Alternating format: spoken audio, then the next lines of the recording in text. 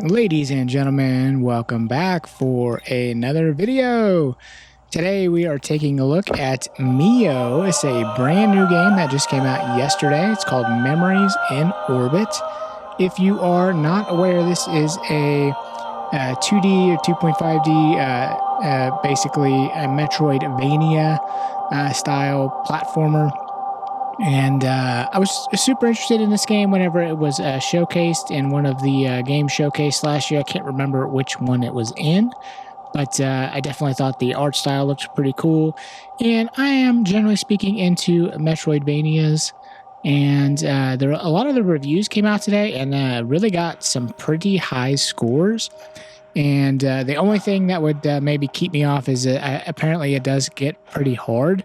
But when it comes to Metroidvanias, you never really know.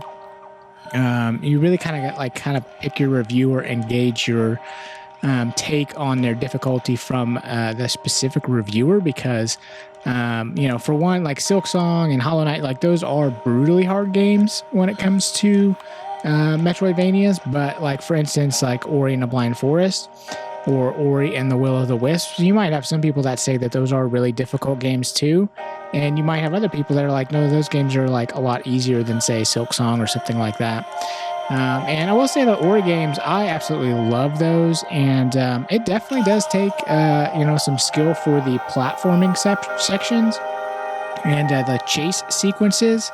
Some of the chase sequences in Ori were not only were they a ton of fun and super rewarding, but some of them were pretty difficult too. So I'm interested to kind of check out this game. What we're going to do is here, we haven't really done one of these in a while. We're just going to do a first 30 minutes video. We're going to do this on the Legion Go 2, as you can see here.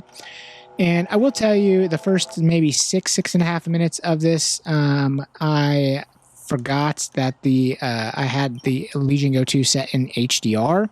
And as far as I can tell, this game does not offer HDR. So at about the 6 minute and 30-second mark, somewhere around there, you will see you'll see the screen kind of change and become just maybe a little bit more vibrant, have a little bit more dynamic range.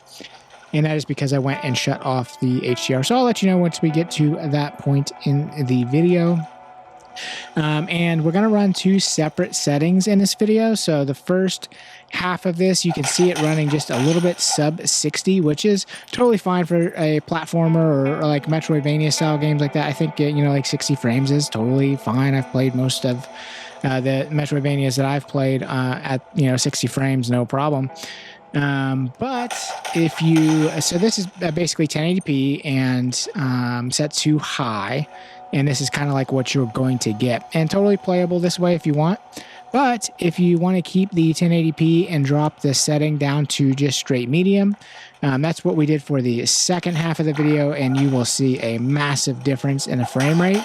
And I really didn't see a huge difference on the visual fidelity, at least while I was playing. And of course, I'm doing that like at a weird angle, kind of off screen while I'm, recording this on camera. So hard to tell 100% for sure. You guys will see here in the video, so you'll be able to judge that for yourself.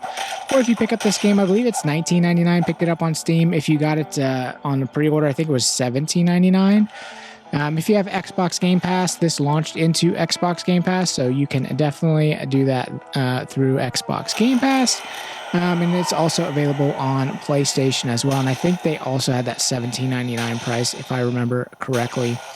And so here we encountered our first little, I'm not sure if this is not really a death. I mean, you just kind of walked and this little animation happens here. So first little kind of different kind of beat here. And interesting. So typical of Metroidvania, sometimes you encounter just different situations, different beats like this, and that aren't really explained but will become more clear as the story progresses. So it's interesting. Basically, we kind of re-entered the world without color, and now that we're back in, it kind of all went back to normal. So, and that's interesting. I guess we'll have to keep playing to kind of find that out. Yeah, I definitely do like Metroidvanias. Some of them, my favorites I've already mentioned. Ori and the Blind Forest and Ori and the Will of the Wisps. I will say Ori and the Will of the Wisps, I think, was quite a bit better than the Blind Forest just because the combat was so much improved. And I think the composer, Gareth Coker, I think really took the musical score to another level. And if you're into those games and you like the music from those games, there is some, I think it's like kind of like behind the scenes, like documentary stuff of how he worked with Moon Studios. Like pre-release, they actually would give him like different sections of the game, different builds, so he could like score the music to the specific sections, which I thought is so cool. And it's not always something that like composers get to do. So I thought that was super cool that Moon Studios did the music that way and kind of allowed him to, you know, play the game and compose the music to the specific sections. And I think that's why you get like a super really high quality, you know, musical score for those games. And so far early in this game, the music is kind of like more subdued, more kind of like atmospheric. I don't hate it. It's not been anything super memorable so far. I think the art style does look pretty cool. Kind of has like that hand drawn, kind of cell shaded, almost kind of look to it. Let's see here. First little kind of extra message there as we move through this area here. Are you guys planning on picking up this game? Did you guys have any interest in this game? Did you want to see how it runs on handhelds? You know, this is not really one I was going to do a versus video for because, I mean, I figure it's going to run fine on any handhelds. But I am honestly a little surprised that on the high settings that it's running sub 60 on the Legion Go 2. It just doesn't strike me as a game that would be that demanding. And yeah, it's just most of the time running under 60. And on the Legion Go 2, I've got the screen set to the 1200p. Of course, the game is running in 1080p because it's a 16:9 game. There is no 16:10 option. So you definitely want to make sure to you know, if you want to play at the higher frame rates, you know, set your screen to the 144 hertz. But if you're going to play it on the high setting here, most of the time is under 60 frames. So I would just go ahead and drop your screen resolution probably to 60. Would probably be fine if you want to save a little bit on battery life. But honestly, the Legion Go 2 battery life is so good that I really wouldn't honestly worry about it too much either way. I'd probably just leave it at that 144. That way, if you want to swap back and forth between the medium and the high settings, you can kind of do that without having to open the Legion Space side panel. Or if you're you know, running the full Xbox full screen experience, it is now included in one of the little pop-up menus, which it's really bare bones, and I hope they flesh it out a whole bunch more. I'm sure they will, but you know, for now it's just kind of like your basic, you know, performance modes and stuff like that. And okay, we got a few enemies here. So early game in the combat so far, what I can tell is the combat seems to be pretty simple so far early in the game. You know, this is this enemy here hits a little bit harder than some of the other ones, takes more hits to kill, and is one that pretty much when I was playing, I usually would kind of just let him hit me, and I would just, you know, kind of beat through him. But I definitely wouldn't recommend that because when you start this game, as you can see, you only have 2 of those little diamonds filled. So really, you take 2 hits and you're pretty much done. So you definitely need to be a little bit careful when you're running around these areas and some of these enemies, because it really doesn't take much to die. And I guess maybe that's where some of the difficulty is going to come in, is probably the punishing, you know, hits. And, you know, the not that much life is kind of what I would guess to be the case, you know, based off of the reviews. I didn't really watch any of the reviews. I just kind of saw a little bit of the chatter on, you know, X or Twitter about that the game is, you know, challenging but rewarding. But you can also see the game here too is nice, vibrant, you know, blue colors. I told you I was going to let you know when we hit that 6-minute 30-second mark, and whenever I changed HDR off. But we totally blew by that, so we're about 3 minutes past that now. So sorry about that. I guess if you want to see that change, you can go ahead and scroll back through there. And in about 5 more minutes, I think about the 15-minute mark, we are going to switch over to the medium settings, and you're going to see that frame rate really jump, and it jumps a lot. So I kind of wish this game, you know, gave us a little bit more granular settings. I mean, I understand why it doesn't. This is like a pretty, you know, basic style game. But on handheld devices, you know, seeing the jump from medium to high go from, you know, sometimes 40s and 50s on the FPS, you know, all the way to, you know, the screen on the Legion Go 2 only goes to 144 hertz, but the frame counter like sometimes shows like in the 180s, which is a little bit weird. But I'm not really sure why it even does that. I guess it's just going to show you like however many frames the game is generating, whether your screen is running that frame rate or not, which is kind of interesting. But yeah, it's not often you get to play games at 144 hertz, especially handheld. You know, especially if you're going to play these type of games, that these are the ones that you can definitely do that. I honestly would play this on the medium setting and get that you know, 144 hertz, just because you don't get you know, at least most of the games I play, I'm typically playing, you know, more heavy games like, you know, 3D, AAA. That's why I do a lot of remote play from the PS5 Pro, just to, you know, so I can get that graphic fidelity and still get the 60 frames. And that's the thing too, is like, yeah, I have a PS5 Pro, but even games like this, if I'm playing it on my TV, I still have to run them in 60 frames a second, because my TV is it's a high-end Samsung TV, but it was from like 2018. So it was basically the top of the line model in 2018.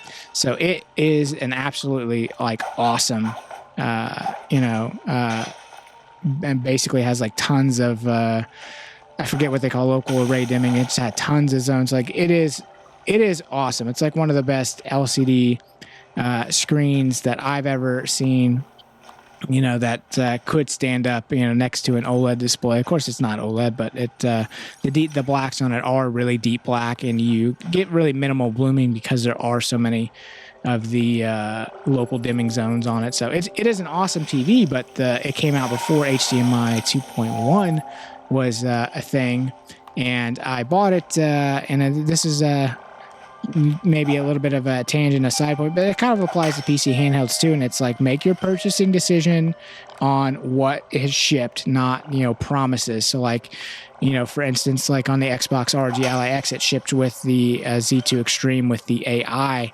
in it, but you know, at launch the AI does nothing, and you know, who knows if it ever will. So it's like, make your decision based off of, okay, it's a Z2 Extreme, and just forget about the AI stuff, and if you get it later, it's a bonus. Well, that's kind of what happened with this Samsung TV. You know, at the time they were promising what they were calling evolution kits. So like the TV has a one connect box, so the brains of the TV are not in the TV. It's like a separate box, kind of like a cable box, or maybe even like your PS5 console, whatever, and just has a wire that runs up to the TV. So I was expecting to be able to, you know, in a few years, once the new standard hits, be able to get, you know, a new One Connect box that had HDMI 2.1, because the panel does 120 hertz and it could do 4K, but it can't do 4K 120 HDR because it has HDMI 2.0 instead of 2.1. So just a little, you know, hey, again, when you make your purchasing decisions, just make it based off of, you know, what's the product you're buying now.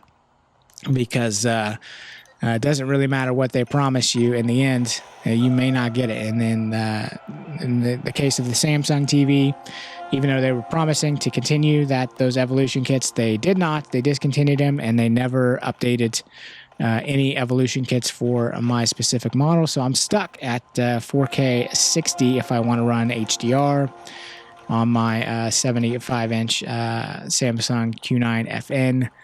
Wonderful TV, but super irritated about never being able to upgrade to 2.1. So anyway, so far this game, my biggest complaint, so like in Metroidvanias, I definitely prefer there to be save points regularly, and I don't think in this entire 30 minutes that I ever found another save point. So like anytime I did die, it kind of shipped me all the way back to the beginning, which is kind of annoying. I mean, it is par for the course for Metroidvanias, but it's like, if you're exploring an area for, you know, 30 minutes to an hour, and I would usually expect like there to be another save point at some point. would be a little bit nice. So it's not always like kicking you back, like to where you're just basically running back to where you were, and it takes you like, I don't know, 5 minutes or whatever, or 3. Yeah, I'm maybe exaggerating a little bit, but as a gamer, I do find that annoying. And personally, I feel like that's kind of like attack on my personal time. It's like it's a little bit of a lack of respect for my time. But other people feel differently about it, and they'll just probably tell you get good, stop being a baby, don't play so careless. And all that stuff's true. It's just my personal preference. So this is a game that's just seeing how it is in the early going and how we never did hit another checkpoint. I probably will go watch some review videos to see if I want to, dedicate the 20-25 hours that I think the game is. Because if it gets like brutally hard and if there's not that many save checkpoints, I might skip it. But I will say the early game so far has been fun, been appealing. It's very what you would expect for a Metroidvania. You're just kind of, going through all these different areas, and some of them are locked off, and you can kind of see like, oh, I'm gonna come back, I'll have a key to this, or oh, there's like something I can't get past now, but maybe I'll get some kind of ability and I'll be able to get through there later. So all your typical Metroidvania stuff seems like it's going to be here. So I definitely like that, and it's nice to. I think you have the double jump right off the bat. I'm sitting here watching the footage, not even thinking about it, and having just played it for 30 minutes. But I think you get a double jump right off the bat. Maybe we'll watch here you do have double jump right off, which is nice. That was one of the things in the other game I'm playing here recently, Echoes of the End. It was nice. It, kind of throughout the game, you start getting more and more like the double jump, and then you get the double jump dash. And I do like that kind of progression, but it is nice to start with a double jump right off the bat as well. Who knows? Maybe it'll give you a triple jump. That would be pretty cool too. But so far, I like the vibe of this. I like the art style of this. I don't like the lack of save points that I've encountered so far. So I don't like having to go back, all the way across the map. If I take 2 hits, which, is kind of annoying since you only have those 2 little life bars, which I think towards the end of this, I'll pick up a 3rd life bar too. So maybe it's not that big of a deal overall, but generally speaking, I'd like to have a few more save points. But, if this is not your style of video, if you are still watching, hey, first of all, thank you so much for watching. I definitely do appreciate it. We're going to have lots more videos on the channel coming soon. And we're going to have some versus videos. Personal favorite of mine, Final Fantasy VII Remake, coming out on Nintendo Switch 2 later this week. So look for some comparison videos there. I think we're going to do a versus of like maybe Legion Go 2 versus the Nintendo Switch 2 would be fun. And then it'll also maybe be fun to do like a little bit more price comparative. So like either Legion Go 1 or Legion Go S versus Nintendo Switch 2. I think that's probably a little more fair. But Final Fantasy VII Remake, if you guys have not played it, it is just a phenomenal game. It is one of my favorite games of all time. It is just wonderful characters, wonderful music. The combat is super fun. And it's a game that I was just really compelled by for a really long time. It's probably one of the hardest platinum trophies I ever got on PlayStation as well. And I know that's not like a hard platinum for, most people, but for me, I thought it was quite difficult. Not just beating the game on hard, but also there was a specific challenge where you had to do like this kind of boss gauntlet of like 4 like super crazy hard enemies. And man, I couldn't do it. I had to like look up some different builds, and I finally, came up with a build that I was able to make where pretty much just had to nuke every single boss like right off the bat. You had to do everything just perfect, and it took me like days and days of practicing and trying to get it. And I finally did it and beat that gauntlet in like 4 minutes and like 20 seconds. It was insane. So we're going to have those videos coming up on the channel here very soon. Of course, on Friday, we're going to have another episode of Handheld Rewind, our weekly gaming news podcast for like handheld gaming devices. I think we're up to episode 4, and I've got some upgrades coming here fairly soon, so I want to try to kind of up the level of the show in terms of the audio quality. I've not really been happy with the audio pretty much since the beginning of the channel. I've been doing stuff to try to tweak and change and improve as much as I can, and I really just need to get some equipment. So I was able to locate some new equipment on eBay. And so we're going to try some new audio equipment here in the coming weeks once all that stuff comes in. So look forward to that. Hopefully a more professional sound for the really for the whole channel, but really the goal was for the podcast to have a more professional sound. And I'm kind of reworking the graphics for the podcast. I kind of realized like the graphics that I made don't really, when you go like look through like podcast covers and stuff like that, it really doesn't look like a typical podcast cover. So I'm reworking that. I think I've got a pretty good looking new podcast cover artwork done and completed. So that will be also, I'll probably just try to time all that stuff together, just rework the graphics and maybe rework. I would like to rework maybe some intro music or whatever. Not that stuff like super matters to you, but I like that on podcasts I listen to. I like to hear the same, music and intros all the time. And, just kind of the comfort of, a consistent, like starting up and, listening to the same kind of podcast every week, I think is just like a comfort food for, I know it is for me. So hopefully that this show can be that for you guys as well, who are into handhelds. And, I look forward to continuing to improve and get better on that. So if you guys have any feedback for the new show, definitely let me know. I'm making it for you guys. So I want it to be something that you look forward to, something that you want to engage with. If you want to, of course, you're right into the show, leave comments, stuff like that.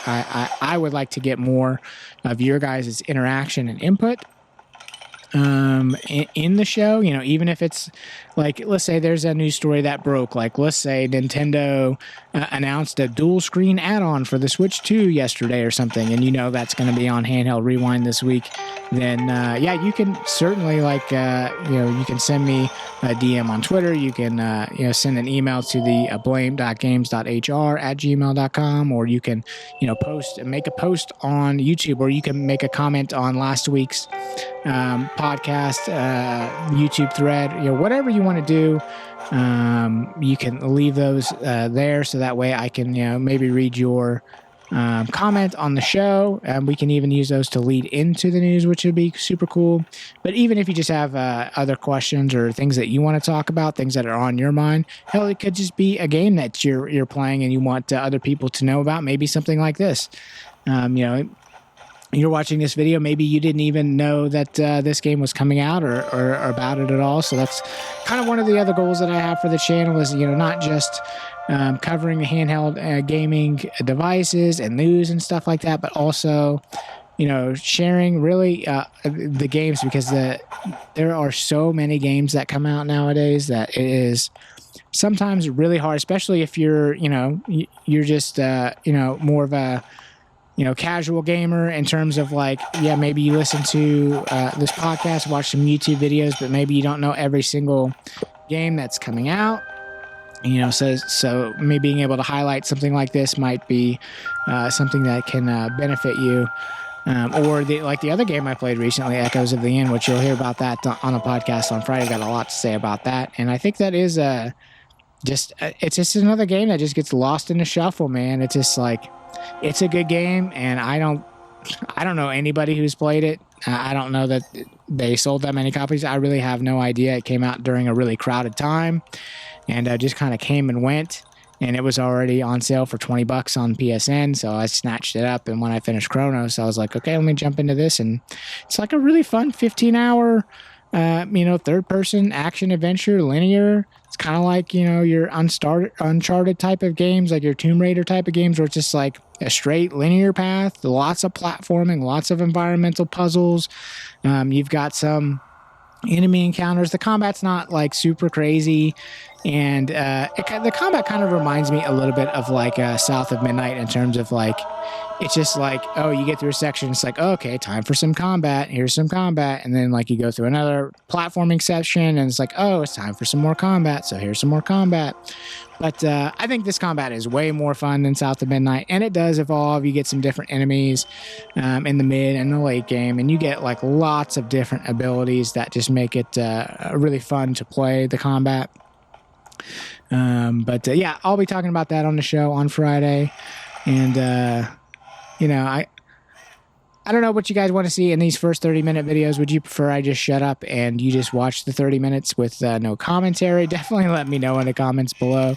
I've definitely gotten some remarks on previous first 30 minutes that had commentary where I think like just like in this video, one thing kind of leads to another and you start talking about other things. And some people are like, dude, I'm interested in the game that you're playing and you're talking about this and you're advertising your podcast and you're advertising your videos coming up and stuff like that. So yeah, if that's annoying, definitely let me know and I can try to, you know, tailor these to your guys' liking. So that way, you know, it's not a waste of your time that, you know, when you watch the videos, you get something out of it, which is really what I'm trying to do with the commentary is, you know, you're not just going to see the game performing on the handheld that maybe you're interested in, but you're also going to get a little bit of commentary about the game and maybe about other games and stuff like that. So that way there's just a little bit of added value in it. But for some people that might be annoying. So if that's the case, definitely let me know in the comments below.